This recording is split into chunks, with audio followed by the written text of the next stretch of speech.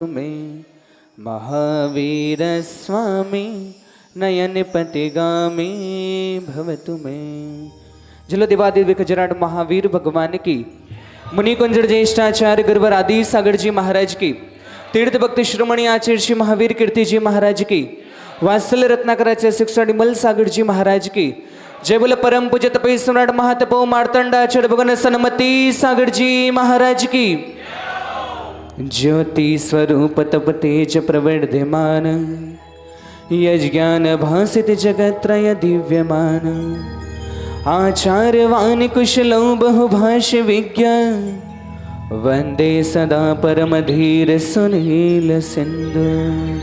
जल परम पूज्य चतुर्थ पट्टाधीश आचार्य भगवान 108 सुनील सागर जी गुरुदेव की।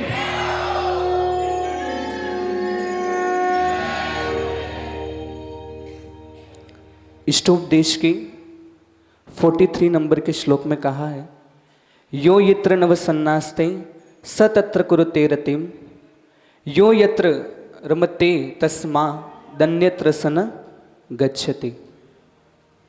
यो यत्र नव सन्नास्ते, जो व्यक्ति जहाँ निवास करता है, स तत्र कुरुते रतिम, वो वहाँ पर रम जाता है।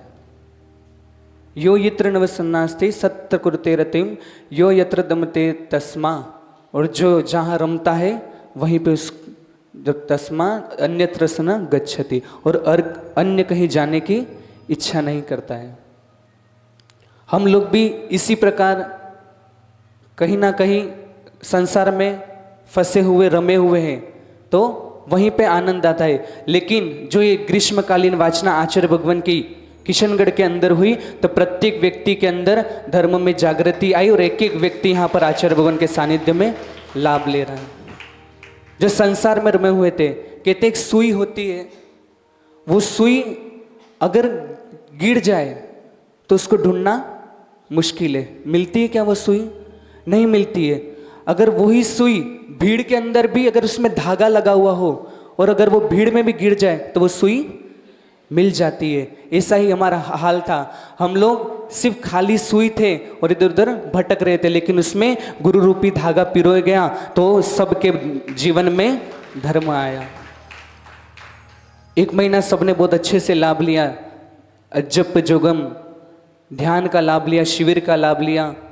सबने 50-50 60-60 बच्चे उस शिविर में अध्ययन करते थे, शाम को सांस्कृतिक कार्यक्रम में जुड़ते थे। तो ये कहीं ना कहीं गुरु का अतिशय हो। और इसी प्रकार कल यहाँ पर जो मंदिर 25 साल से लगभग बना हुआ है ना, 25 साल तक, और आचार्य श्री ने वसुनंदी श्रामकाचार्य की टीका की है, उसमें लिखा है कि जिस मंदिर पर ध्वजा और कलश नहीं हो, उस मंदिर में कितने भी जाप पूजा अभिषेक ध्यान कर लो, वह निष्फल है।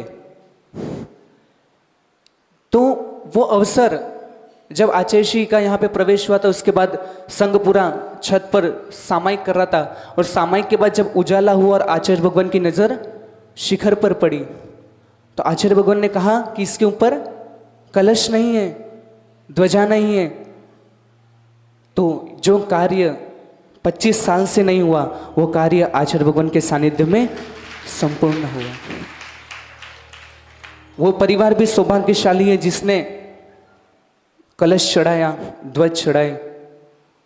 उसी वसुनंदी श्रावकाचार्य में आचार्य श्री ने टीका में लिखा है 492 नंबर की श्लोक में कि जो व्यक्ति मंदिर पर ध्वजा और कलश चढ़ाता है, वह षटखंड को रूप को जीतकर और यशस्वी बनता है, मतलब षटखंड का अधिपति बनता है। तो इतना बड़ा सौभाग्य हमने जिस परिवार ने प्राप्त किया, वो महासौभाग्यशाली है कि उसने कलश और ध्वजा चढ़ाई।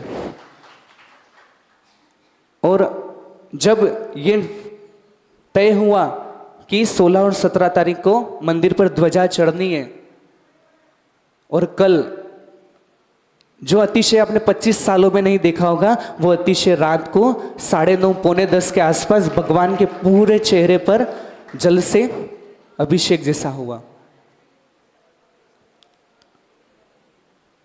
बहुत से बोलते हैं बच्चे 2-3 वहां खड़े थे, बोले महाराज ये तो विज्ञान है, इतनी उमस है तो क्या बोलते उसमें से पानी ऐसे जैसे पसीना शरीर में आता है ऐसे उसमें से भी पानी आ गया, इतनी उमस है मंदिर में। लेकिन अगर उमस होती तो पूरे प्रतिमा पे होता, आसपास जितनी प्रतिमा थी उन सब प्रतिमाओं पे होती, लेकिन कहीं ना होकर सिर्फ मूल नायक महावीर भगवान के मात्र चेहरे पर और सिर पे पूरा जल से अतिशय हुआ। तो जहां पर भगवान विराजमान हो और चतुर्थकालीन चर्या वाले चतुर्थ पट्टाधीश्वर सुनील सागर जी महाराज जी विराजमान हो जाते हैं, वहां पर प्रत्येक जगह तीर्थ क्षेत्र से कम नहीं होती। ऐसी जिस प्रकार आचार्य श्री को शिखर को देखकर भावना आई, ऐसे कुशलगढ़ वाले भी यहाँ पर बैठे हुए हैं। जब वागोल जी अंदेश्वर चतुर्मास के बाद वागोल जी के लिए विहार हुआ था कुशलगढ़ के लिए, तो बीच में वागोल जी रुके और वहाँ शाम को भक्तियाँ चल रही थी। उस भक्ति में चैत्य भक्ति चल रही थी। जो चैत्य भक्ति में जैसे आया मानस स्तंभा, जैसे वर्ड मानस स्तंभा आया और आचार्य श्री की दृष्टि मंदिर के दरवाजे के बाहर गई।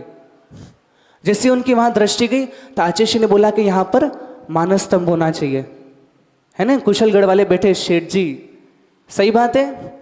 और जैसे ही आचार्य श्री की दृष्टि वहां गई कि यहाँ पर मानस स्तंभ होना चाहिए, इतना अतिशयकारी मंदिर है, कितने सालों पुराना वो मंदिर है।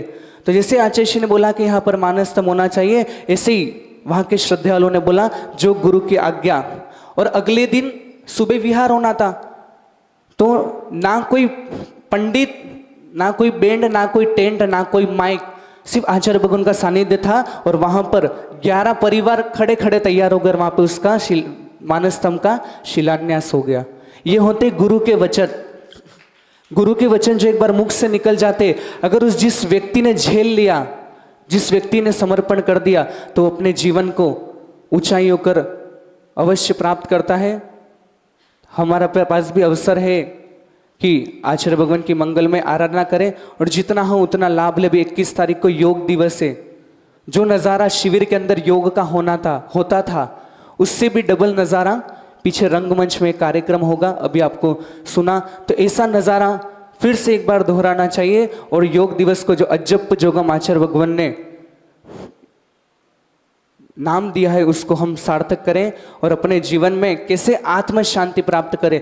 जिस प्रकार आचार्य भगवान सब लोगों में रहकर भी, सबकी बात को सुनकर भी अपने अपने अंतरंग में रहते हैं, अपनी आत्म शांति में रहते हैं, उसी प्रकार हम भी किस प्रकार संसार में भटकते हुए अपने अंतरंग की शांति को प्रकट करें, यह हम उस योग के अंदर सीखेंगे। तो सभी लोग उसका लाभ ले, यही मंगलमय भावना। जय बोले परम पूज्य चतुर्थ पट्टाधीश आचार्य भगवान 108 सुनील सागर जी गुरुदेव की नमोस्तु। हाँ, जो भी शिविर में शिवरात्रि बैठे थे, आज